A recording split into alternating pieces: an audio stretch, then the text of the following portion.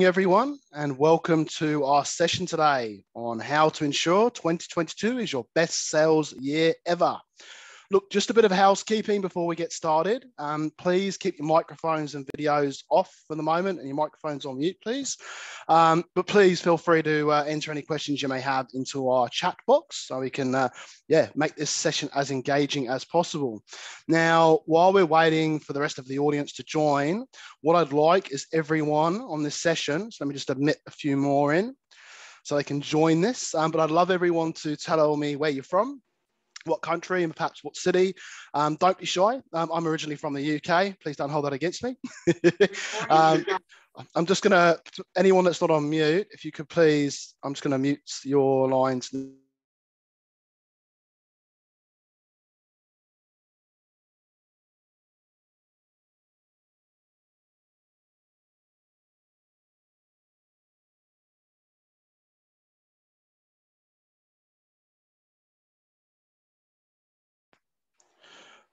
All right.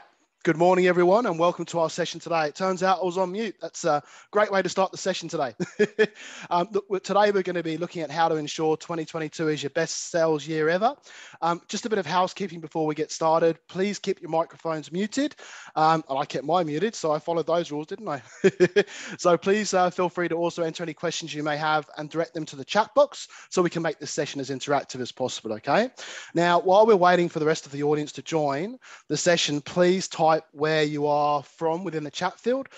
Please don't be shy. I'm originally from the UK. I moved to Australia around 13 years ago now, and then to Manila in the Philippines about 6 years ago. So something a little bit different, I guess. So we got Chris Chilton from Sydney. Derek Stewart, great to have you on this session again. You join a lot of our sessions, mate. Really appreciate your input. Derek's from Melbourne. We got Human from Sydney. Nick from Sydney. Auckland, very good. So we'll just keep that flying for a little bit longer. Probably a couple more minutes, if that, and then we'll all get started, okay? It's been a wonderful, interesting evening. We had a lovely storm pass over us last night. Lovely tropical typhoon. They tend to hit the Philippines 15 times a year, usually before I've got to be up first thing in the morning, which is great fun. So we got Christian from Brisbane. Great to have you here. And Miguel, definitely I reckon I hear your name from Spain, living in Melbourne. Great to have you on the session today as well. We have a few familiar faces. Gunnar, once you join, I'll say hello, but really great to have you on the session, mate. Really, really fantastic to have your input today as well. All right. So just again, back to some basic housekeeping before we get started. If everyone could just turn their videos off and make sure their lines are muted, I'd appreciate that. And we're going to get started. So look, today I'm thrilled to have with us Tony Hughes on this session. Okay, I'll be interviewing Tony to discover how sales professionals can be more relevant to their customers and contextualize conversations for great engagement and success. We'll also explore what it takes to succeed in heavily noisy and highly competitive in markets. All right. So I'm just letting a few more people in on this session. So if I do go quiet from time to time, that's the reason for it. So a quick review on today's content. So you should all be able to see the slides. We're going to take a look at content marketing and just a big challenge right now, given the state and the noise out there. And there's a number of reasons behind it, but just why is content marketing not bringing in the right level of inbound leads, right? Is it too much noise? Let's explore that later on. We're going to look at how to increase engagement and opportunities from outbound prospecting. With everyone working from home, reaching C-level executives is very difficult. They're still open to great conversations, but how do you get them on the phone, right? And what should you say to them once they're there? We're going to use the internet itself as your database, or how to use the internet itself. That's what we want you to be doing for business development. So databases are shrinking all over the world for a number of reasons, data protection laws, that sort of stuff. So we're going to take a look at that as well. And just again, another housekeeping rule throughout the webinar will be activating several polls prior to each point. So please, everyone in the audience, add your input. It'll be super, super helpful for us in terms of making this as tailored as possible, okay? So just a quick introduction to myself. Well, it stays on my slide. So I've been in the sales enablement exposure game for about 18 years.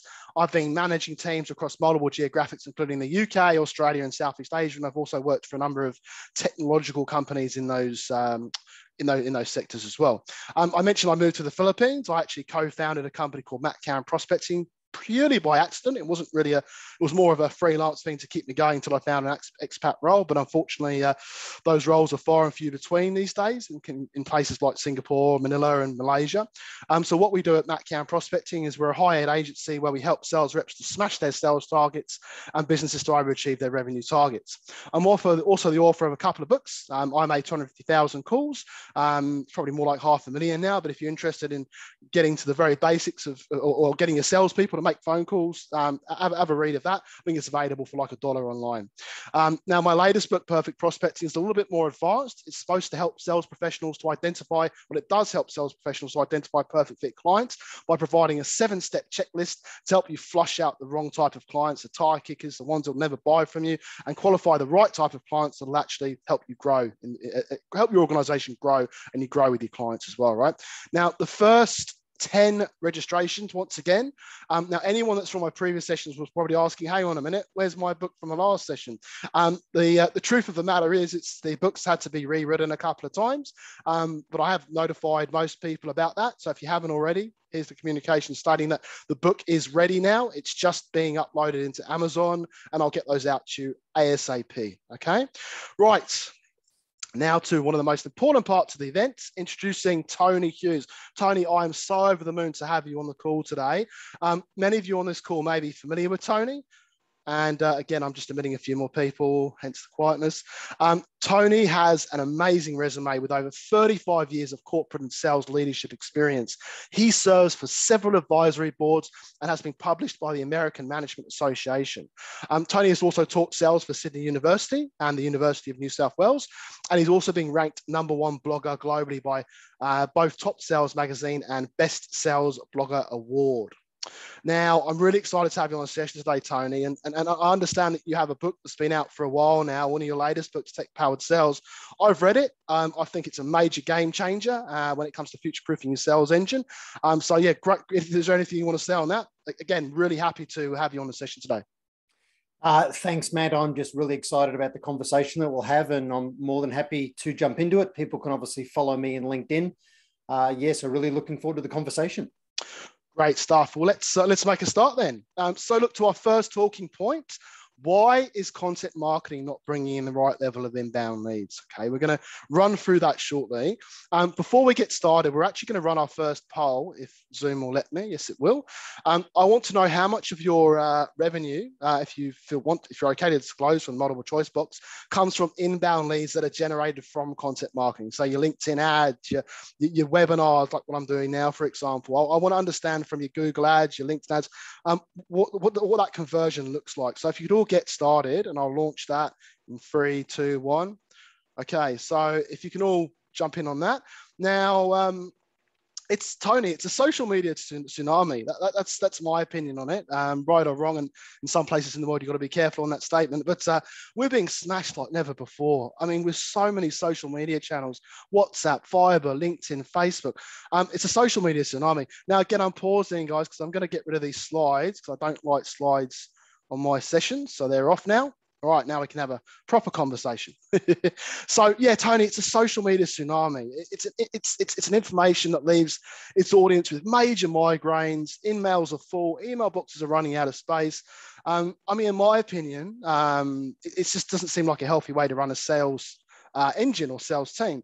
There's just so much noise in every frequency. So how are salespeople supposed to provide compelling value if all marketing channels are jammed on all frequencies and there's static everywhere? And while we're trying to get to your emails, calls, emails, Vibers, and WhatsApp, they're stuck on the information highway behind spam traffic, and at the end is a very stressed out senior executive. So I guess, Tony, we've covered a number of things on previous sessions, and I guess what I'd like to understand is, based on what we've covered on creating compelling value, how are sales professionals supposed to do that with content marketing and improve their lead gen, lead gen success with that when there's just so much noise out there?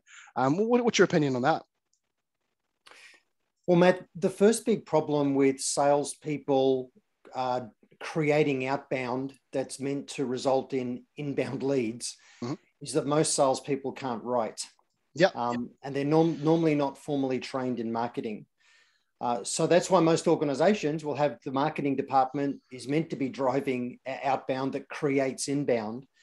But when you look at creating inbound, there's really two approaches. You can monitor for sentiment in the market, and the new book, Tech Powered Sales, really talks about how technology is changing everything. You know, we are well into the fourth industrial revolution.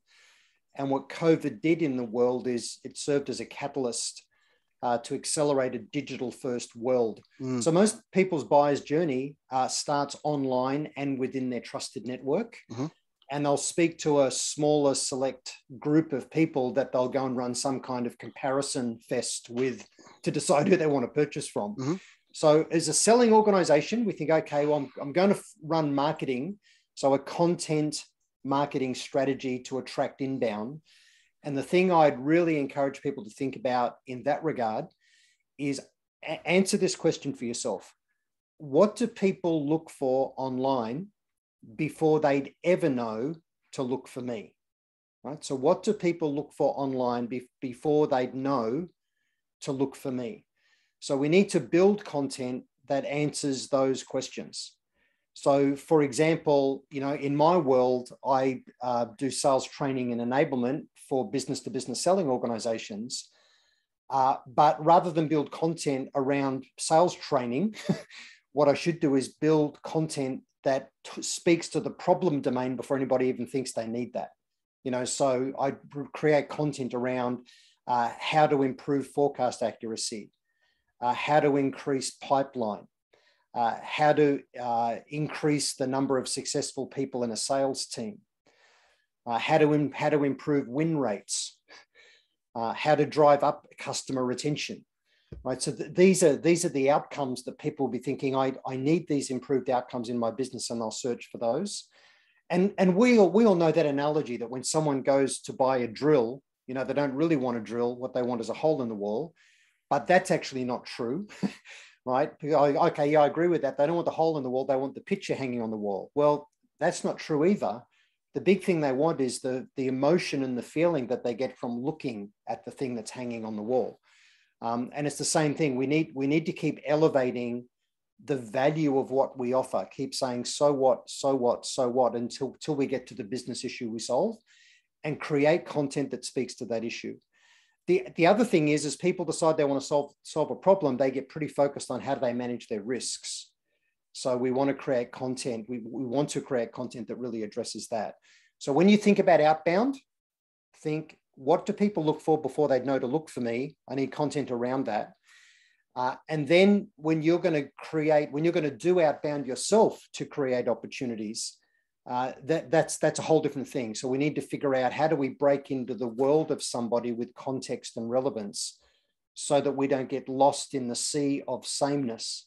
People receive hundreds of emails a day. They're getting bombarded in social channels.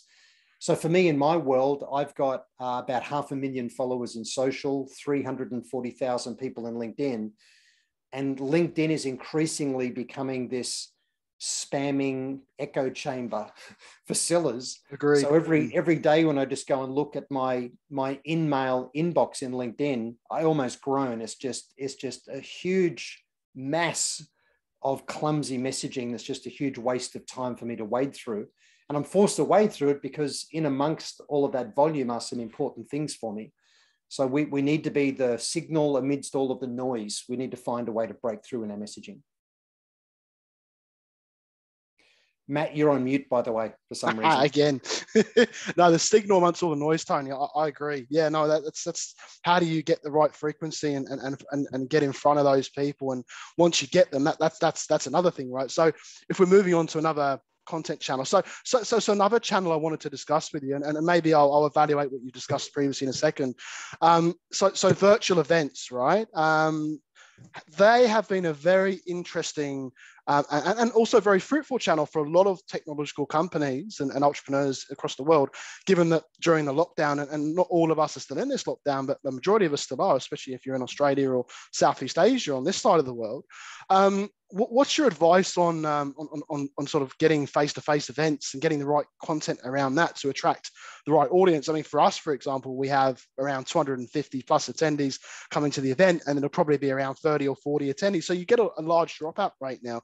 So is there anything that you can recommend from your end on how we can improve those numbers and reduce the dropouts? So I know we're all waiting to get back to face-to-face, and that's going to be there'll be a boom in that sector. But until then, what's the right approach? All of us as sellers and marketers are wired intrinsically to want to tell people about what we do and how it works. Yeah. And that's because we put so much blood, sweat, tears, money, emotion, time into creating the thing that we go and take to market. So it's natural that we feel that way, but no one's interested in that until they first decided that they need to change. So the first thing we're selling is a vision for a brighter future, is the need to change. We want our potential customer thinking about the pain and cost and risk of staying in current state as the motivator for them to change. And now they'll go beyond gathering information and having a little bit of interest to having genuine intent to actually buy something. So when we create content, we need to recognize no one's interested in what we do and how it works unless they're in that 3% of people actively looking in the market. There's 40% of people in the market that are open to change. And if we can engage with them earlier, then we're the one that becomes the emotional favorite and really sets the agenda because we provided insights and educated. And we're in there before it's a red ocean shark feeding frenzy of competition. So when we create that kind of content, we need to speak to our audience, and they're not interested in the vendor's opinion. They're interested in what others like them or others that are relevant to them are doing in the market. So let's imagine, for example, you're an executive in the engineering and construction industry. You might recognize that in your industry, it has cycles. It can be boom and bust. You know, it's very big project driven. It's very capital intensive. And you think, well, actually, there's another industry that's got some common attributes, you know, with me, and that'd be the mining industry.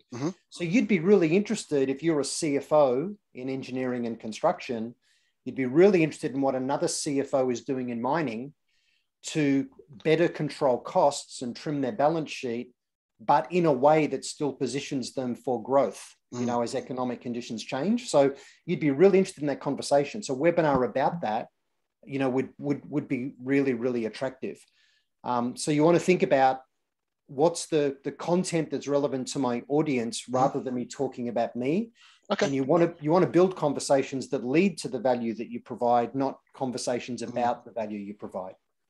That's really good, Tony. And I like how you link the whole virtual event. It's not about, you know, how do I attract people to a virtual event? The reality is you've got to get your content marketing right. You've got to, in order to attract the right people, right? And just to sort of summarize before we go into the first poll results. So Tony, I like what you were saying about, so you've got to think about what people should look for online. I like that. So it's not about you and it's not about your services. You know, before people look for me, what is it they're looking to solve? Is the problem around, for example, I'm struggling to build pipe.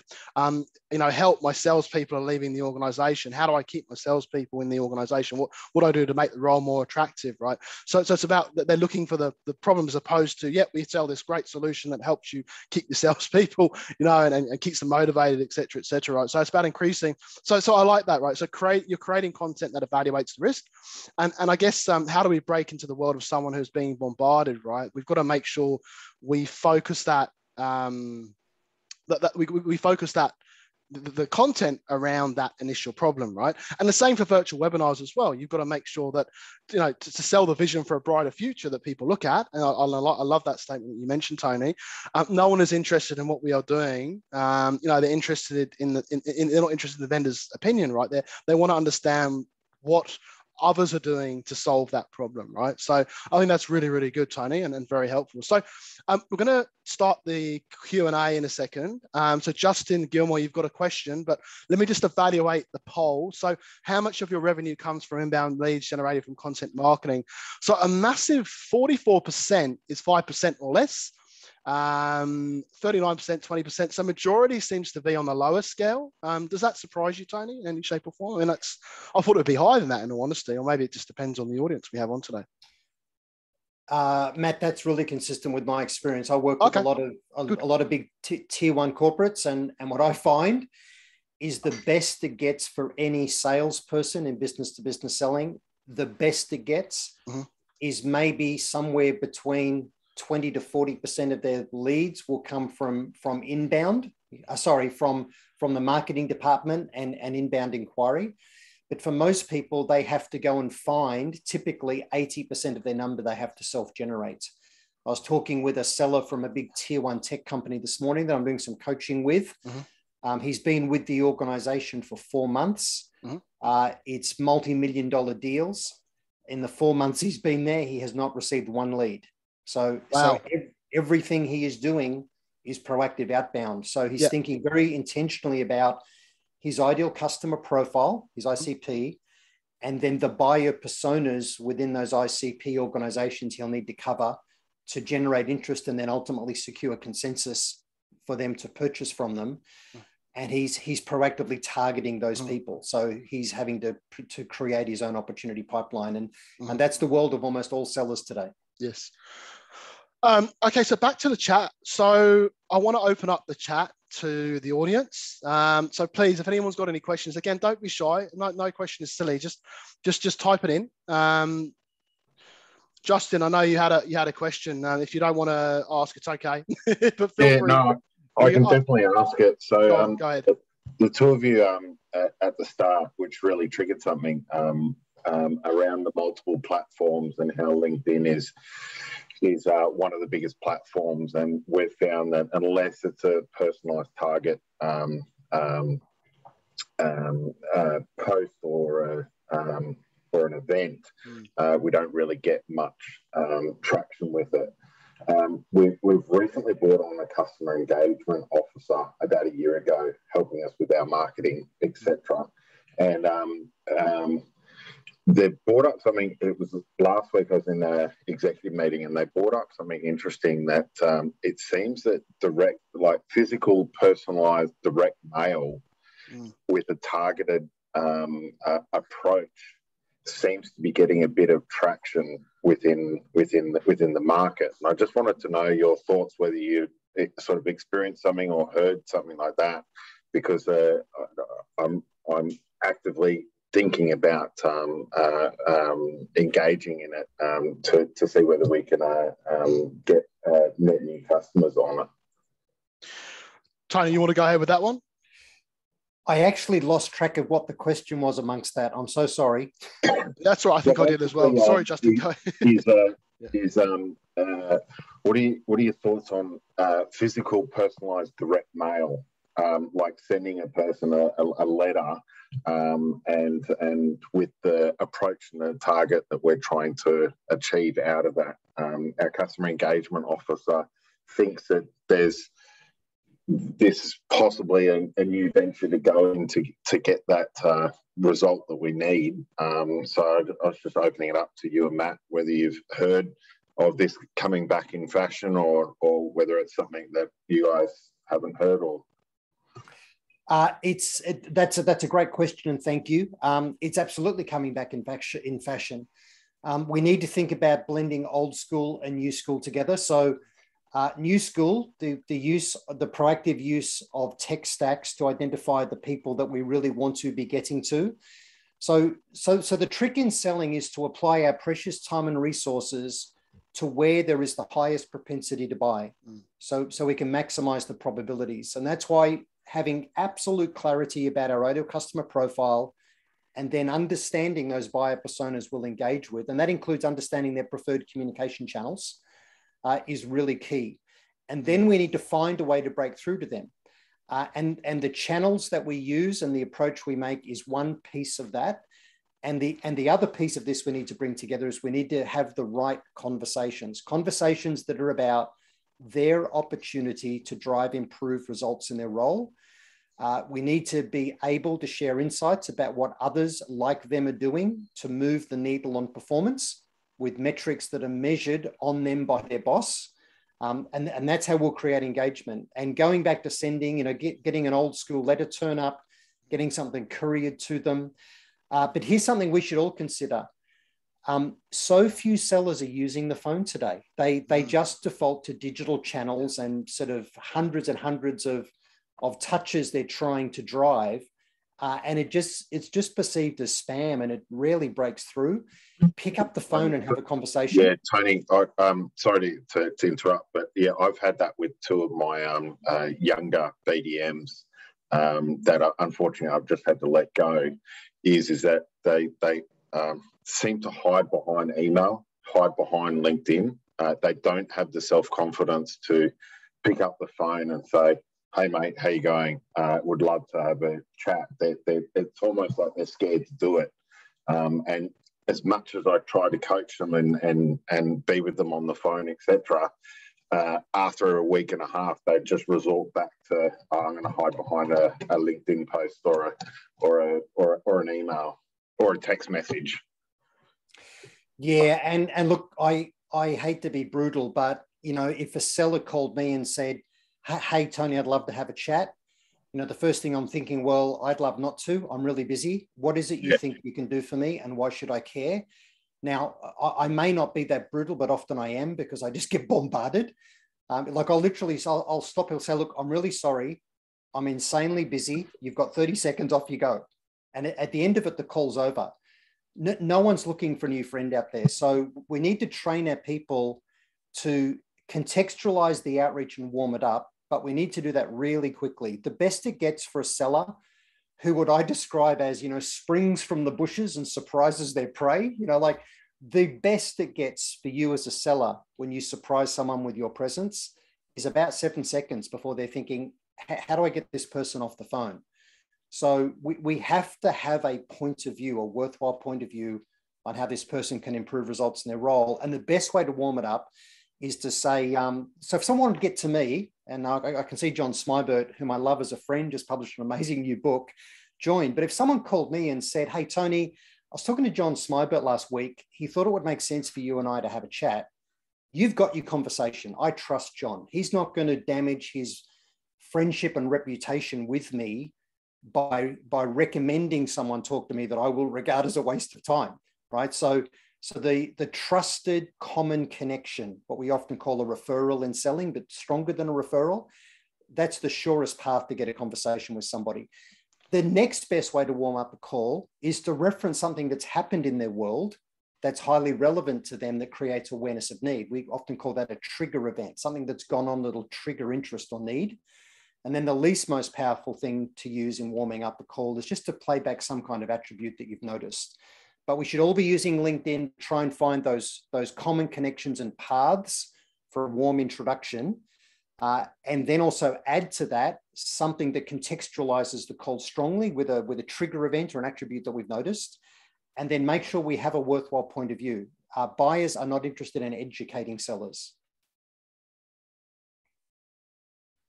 Matt, you're on silent again, mate. Yeah. Thanks, Tony.